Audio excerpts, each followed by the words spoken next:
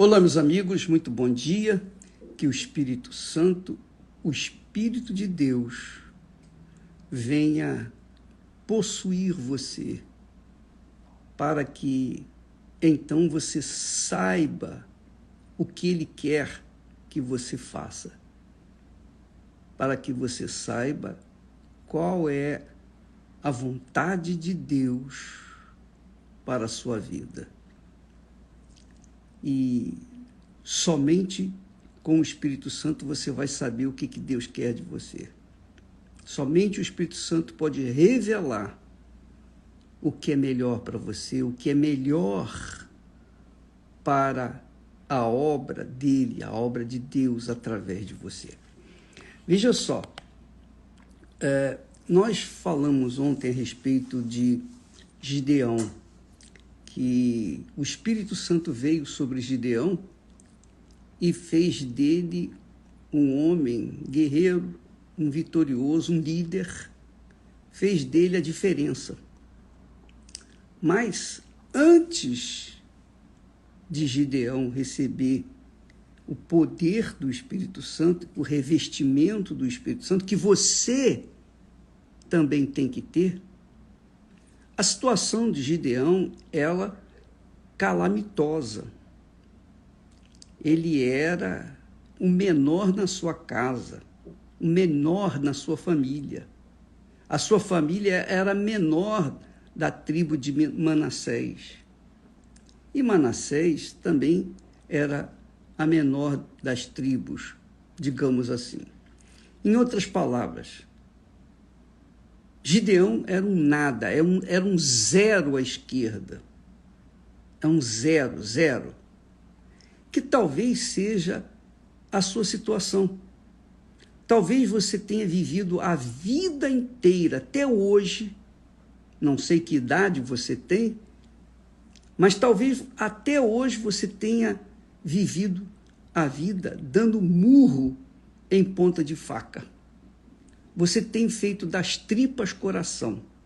Você tem procurado dar jeitinho aqui, jeitinho ali.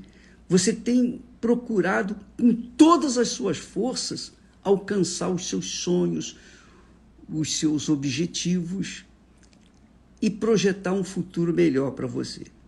Mas até agora, nesse momento, você só tem dado com os burros nas águas. A verdade é essa. Essa é a situação.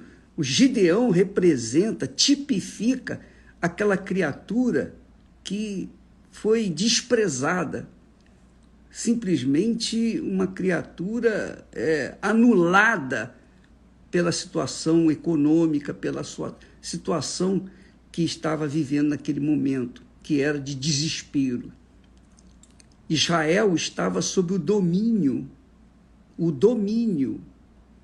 dos amalequitas, midianitas, junto com o povo do Oriente. Então, todas as vezes que Israel ia colher os frutos da terra, então vinham esses povos, se ajuntavam com seus camelos, seus cavalos, e avançavam sobre tudo o que tinha Israel, e não deixavam nada. E Israel, por sua vez, tinha que se esconder, fazia covas, fugia para os montes e se escondia em covas para salvar a sua pele, salvar a sua vida. A situação de Gideão era a mais cruel, porque ele era o menor dos menores. Talvez você seja essa pessoa, a menor ou o menor dos menores. Mas veja só, preste atenção, amiga e amigo.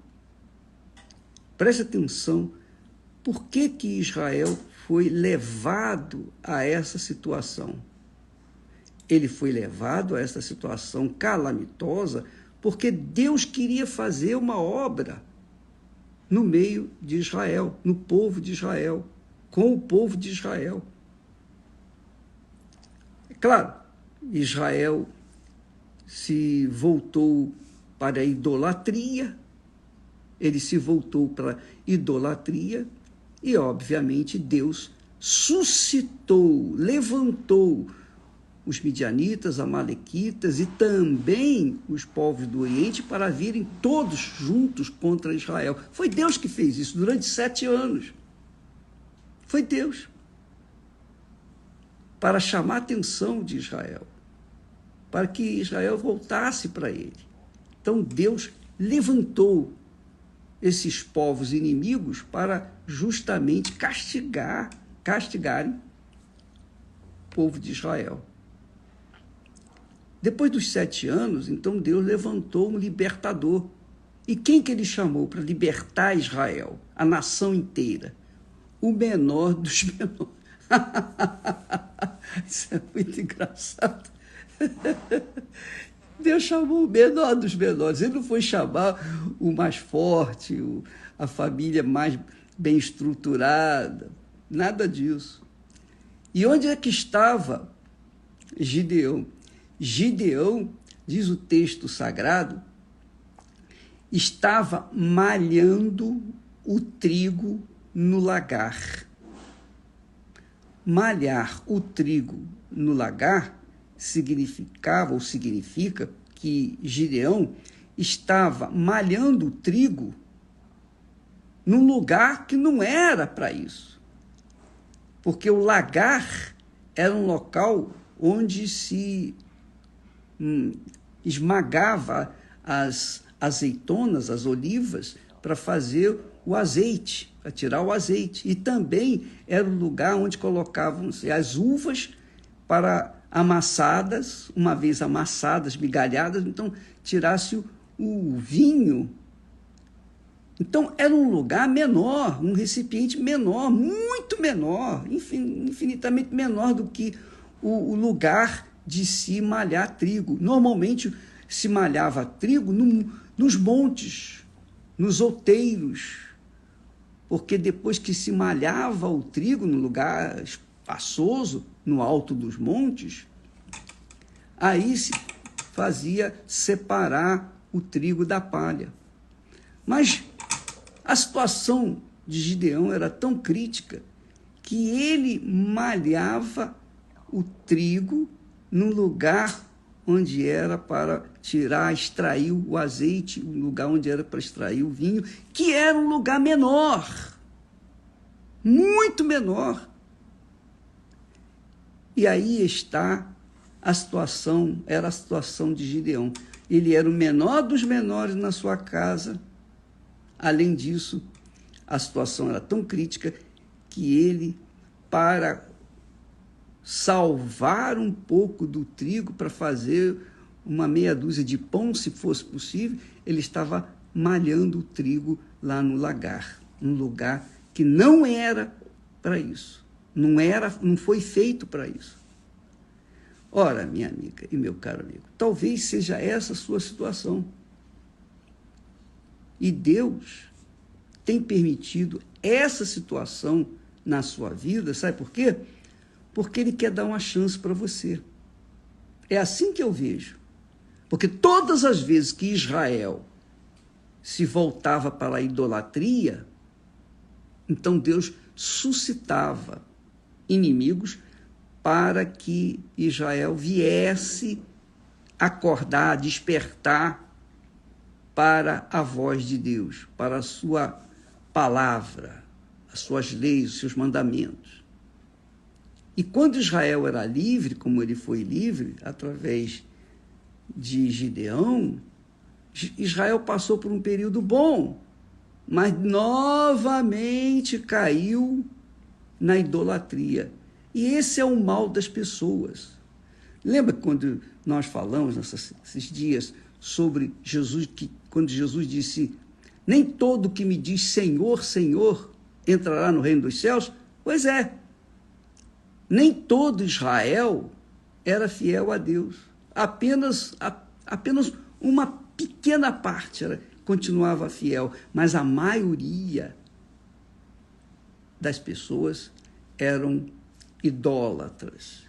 Então Deus suscitava inimigos para despertar a fé dessas pessoas. E é o que tem acontecido a gente tem visto isso também nos dias atuais. Você tem visto testemunhos, nós temos postado testemunhos de pessoas que chegaram no fundo do poço. E por que Deus permitiu que essas pessoas chegassem no fundo do poço? Porque Deus viu nelas sinceridade. E só tinha um jeito de chamar a atenção dessas pessoas, fazendo-as chegar no fundo do poço. Porque enquanto elas estivessem contando com as suas próprias forças, elas não teriam ouvidos para ouvir a voz de Deus. E quem sabe essa é a situação sua. Você está aí malhando trigo no lagar, gemendo, e Deus está permitindo que você esteja encaminhando-se para o fundo do poço, ou já esteja no próprio fundo do poço. Mas isso é para dar a você a chance de conhecê-lo, porque somente quando a gente chega no fundo do poço é que a gente não tem para onde recorrer, para onde ir. Você olha para um lado, olha para o outro, só parede, é poço. Não tem lugar para ir, para fugir. E por ser muito profundo o poço, a pessoa tem que olhar lá para o alto, e buscar socorro lá do alto. E para buscar socorro lá do alto, ela tem que gritar, ela tem que esbravejar, ela tem que manifestar a sua fé no Deus vivo. Entende o que nós estamos falando?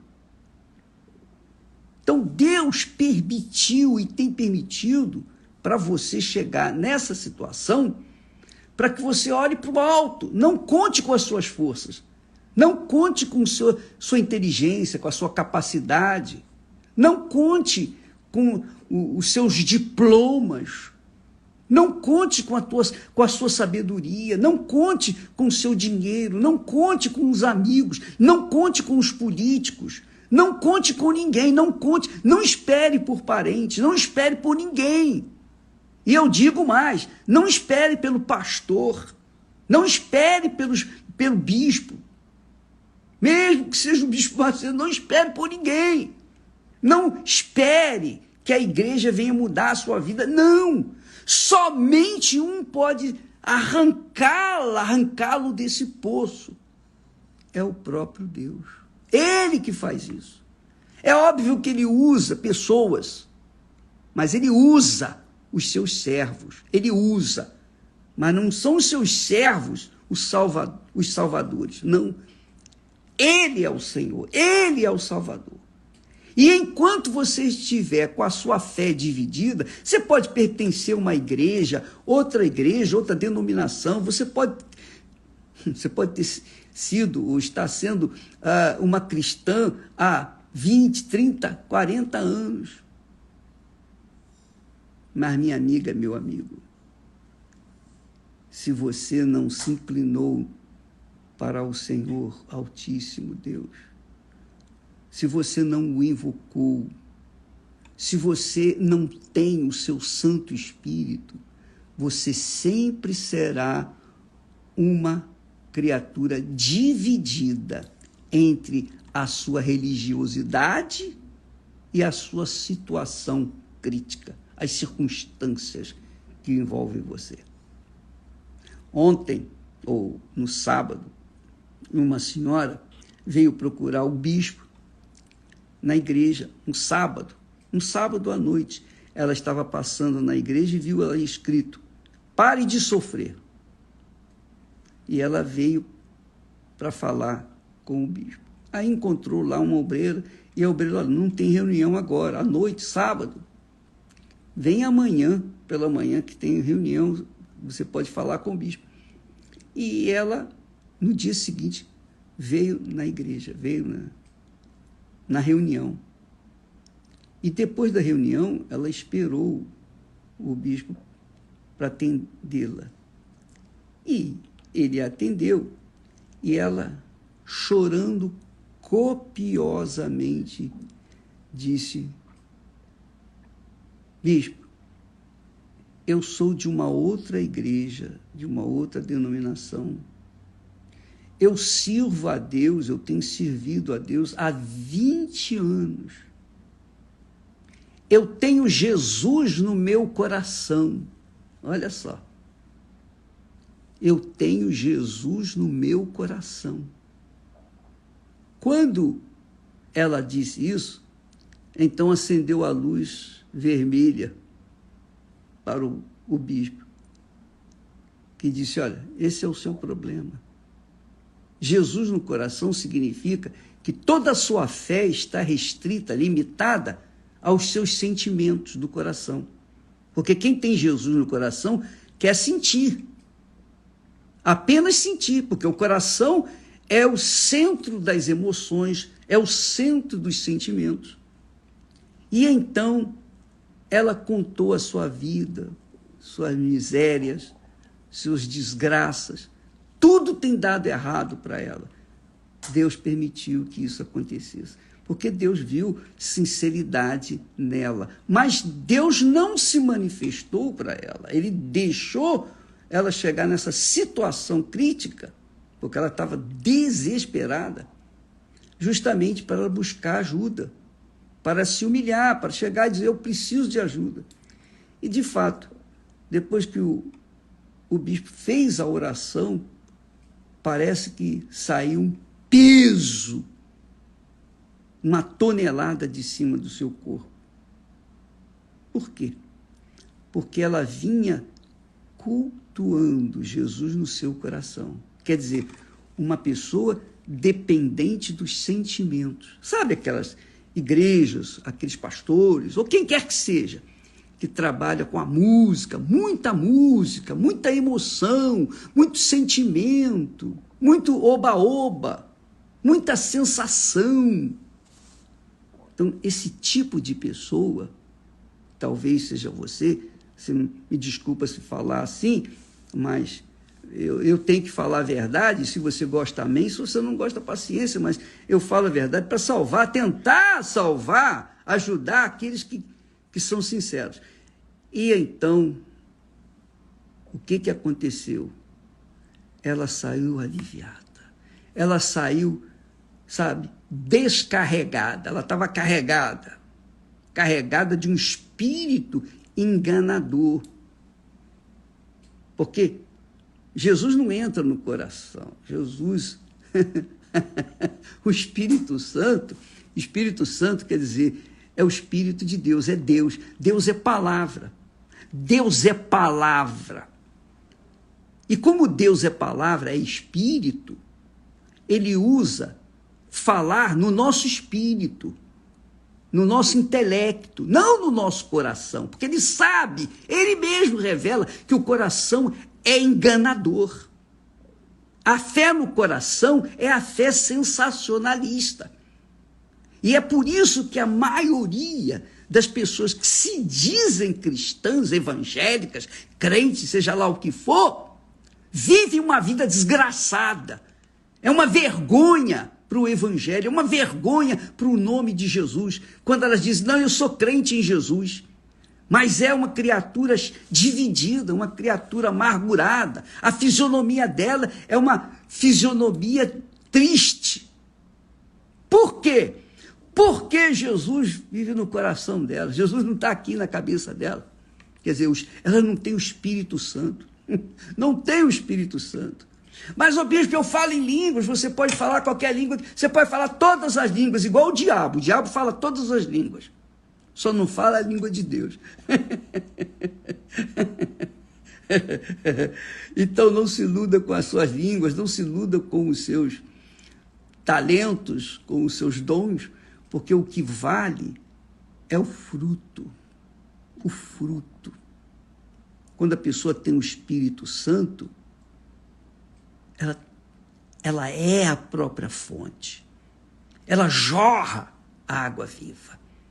Ela não fica carente de oração A, de B, de C, de quem quer que seja. Não, ela vive pela própria fé que o Espírito da fé lhe dá. Mas isso só acontece aqui, na cabeça. Não acontece no coração. O coração é lugar de sentimento. Então essas pessoas que vivem dançando, rodando, rodopiando e tal, aquele lero-lero, vive uma fé fantasiosa. Uma fé fantasiosa, uma fé dividida entre o Deus de Abraão, de Isaac e de Israel e o Deus desse mundo. É por isso que Jesus disse, ninguém pode servir a dois senhores. Ou você serve ao Deus vivo, ou você serve a Mamon. E Mamon, aqui, também tipifica as suas vaidades, seus projetos, suas concupiscências, enfim, significa os seus desejos. Você não pode servir a Deus e os seus desejos. Você tem que servir a Deus e acabou. E deixa o resto com Ele. É toda a sua vida, é tudo por tudo. Isso é ter o Espírito Santo. O Espírito Santo vem para guiar a nossa cabeça, dirigir, conduzir a nossa cabeça, para que a nossa cabeça, o nosso espírito, venha guiar o nosso coração segundo a palavra dele, não segundo as emoções, segundo os sentimentos, segundo as coisas desse mundo. Gideão era fraco, débil, o mais pobre, o mais miserável, o mais insignificante, mas Deus viu em Gideão uma sinceridade, então Deus foi até onde ele estava malhando o trigo lá no lagar, quer dizer, ele estava, digamos assim, nos dias de hoje, como aquele mendigo, cozinhando, fazendo um pouquinho de farinha ou feijão numa latinha, na rua, num fogo aceso na esquina ou debaixo de um viaduto. Quer dizer, vivendo uma vida desgraçada. Foi quando o Espírito de Deus veio sobre Gideão e fez dele uma nova criatura. Arrancou aqueles pensamentos obtusos, porque ele mesmo confessou, eu sou o menor, Senhor. Confessou para o anjo, eu sou o menor na minha família, a minha família é a menor de Manassés. E eu sou o menor da minha família. A minha família é pobre, eu sou o menor. Mas Deus viu em Gideão uma sinceridade, é isso mesmo. Ele queria verdade, e o Espírito Santo veio sobre ele. Ele fez de Gideão um líder. Ele fez de Gideão uma criatura que viesse libertar todo Israel. E Deus quer fazer isso com você. Mas você tem que ser humilde. Você tem que olhar para o alto e dizer, ó, meu Deus, eu tenho colocado a minha fé no Senhor no meu coração, ou melhor, eu tenho colocado o Senhor no meu coração. Não, Jesus não. Ele nos dá a palavra. A palavra é espírito. A palavra é ideia. A palavra é pensamento. Quando nós absorvemos, quando nós recebemos a palavra de Deus, é no intelecto, é na cabeça. E ali, na cabeça, a gente procede, a gente processa, a gente define se a gente aceita seguir aquela palavra ou rejeita. É na cabeça que a gente vai decidir se obedecemos ou não a palavra de Deus. É na cabeça que a gente decide se vai servir ao Senhor dos Exércitos ou vai servir aos nossos caprichos. Por isso Jesus disse, ninguém pode servir a dois senhores. Quem tem o Espírito de Deus só serve a Deus. Quem não tem o Espírito de Deus serve a si mesmo, serve ao mundo, serve a todo mundo, menos a Deus. Essa é a realidade. E quando a pessoa serve a Deus, ela é uma fonte, porque jorra, está sempre jorrando, sempre dando. Ela não é uma mendiga pedindo, por favor, pelo amor de Deus, ora por mim, me ajude aí. Não, ela é a fonte, ela dá, ela tem para dar, não só hoje, mas todo santo dia, chova, faça sol, ela é uma fonte. É assim que é o verdadeiro cristão, o verdadeiro discípulo, o verdadeiro servo de Deus, que não pensa em si, não pensa no seu futuro, não está preocupado com a sua família, não está preocupado com o seu umbigo, está preocupado em servir ao Senhor, fazer a vontade do Senhor. Então, quando a pessoa tem esse desejo de servir de fato e de verdade, ela coloca toda a sua vida no altar, ela vai com tudo para o altar, ela sacrifica toda a sua vida, ela não sacrifica meia dúzia de moedas, não. Ela sacrifica toda a sua vida, sua mente, seu coração, seus desejos, suas concupiscências, suas vaidades. Ela sacrifica o seu corpo. Ela sacrifica sua trindade, que é espírito, alma e corpo. Ela coloca tudo no altar. É tudo por tudo. Primeiro é o Senhor. Se ela não fizer isso, minha amiga, meu amigo, esquece. O Espírito Santo não vai vir sobre ela. E se o Espírito Santo escolhe uma pessoa, quando ele escolhe uma pessoa, ele coloca isso dentro dela. Foi o que aconteceu comigo. Eu estou falando para você o que eu experimentei. Eu posso falar isso para você. E eu falo isso para você não porque eu sou alguém superior a você, não.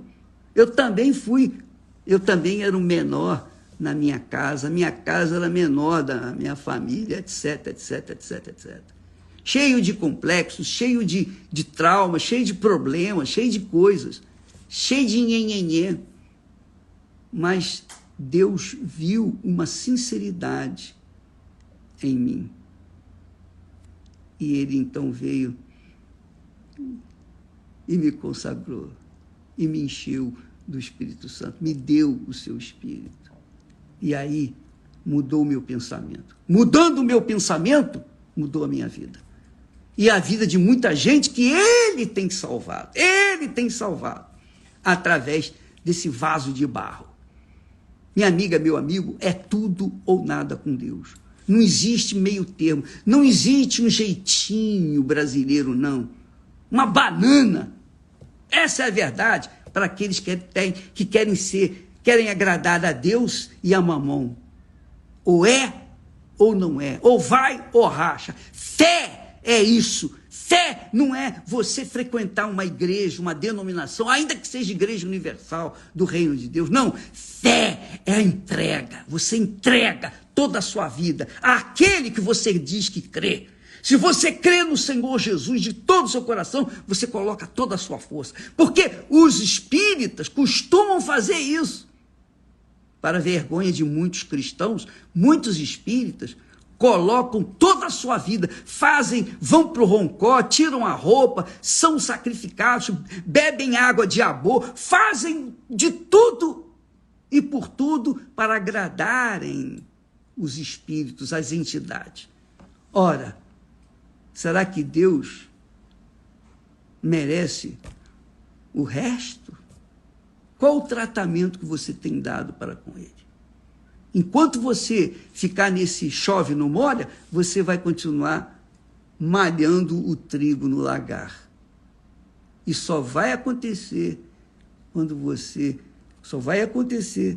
uma vida nova quando você receber o Espírito Santo. Essa é a fé da campanha de Israel, dessa vez. É o Espírito Santo. Ou tudo ou nada. Mas o Espírito Santo não é uma parte de Deus, é a totalidade, a plenitude de Deus. Mas para você ter a plenitude do Espírito Santo, você tem que dar a plenitude da sua vida. Espírito, alma e corpo. Do contrário, esquece. Essa é a realidade. Ou é ou não é. Desculpa lá. Deus abençoe a todos vocês em nome de Jesus. E Deus abençoe, abrindo o entendimento para entender e obedecer a palavra dele. Até amanhã. Deus abençoe.